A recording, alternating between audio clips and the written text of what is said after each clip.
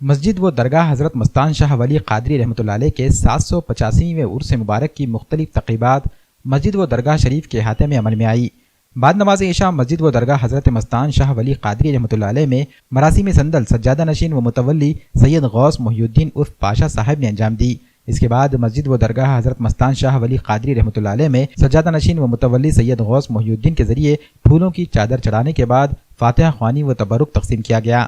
سندل و فاتحہ خوانی کے بعد محفل سما منعقد ہوئی، جس میں بودھن سے آئے خواجہ قوال نے کلام پیش کیا۔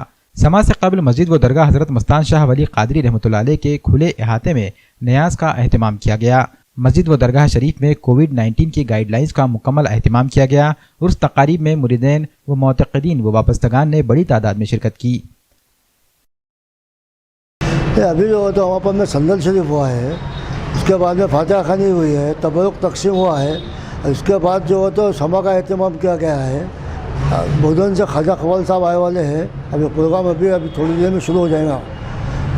اس کے بعد میں جو ہے تو صبح جو ہے تو پھر بعد میں فاتحہ خوانی میں تبرک تقسیم ہوگا۔ ابھی بھی نیاز کا اہتمام کیا گیا ہے، جی نیاز چالو ہے۔ قوال صاحب کہاں سے آتے ہیں؟ یہ بودھن کے خواجہ قوال بودھن کے ہیں، وہ ہمیشہ آتے ہیں انہوں۔ تھما بولتے قوالی کا پروگرام ہوتا ہے، درگاہ مستان شاہ ولی قادری رحمۃ اللہ علیہ کا جو عرس ہے نا، اسی ضمن میں جو ہے تو رکھا گیا ہے، اور اسی ضمن کے حساب سے جو ہے تو نعت قوالیاں دیتے ہیں، پڑھتے خالد نواز کے ہے، غوث پاک کے ہے، یہ ہر ایک نام کے رہتے ہیں۔ قوالی میں سب چیز آتی ہے۔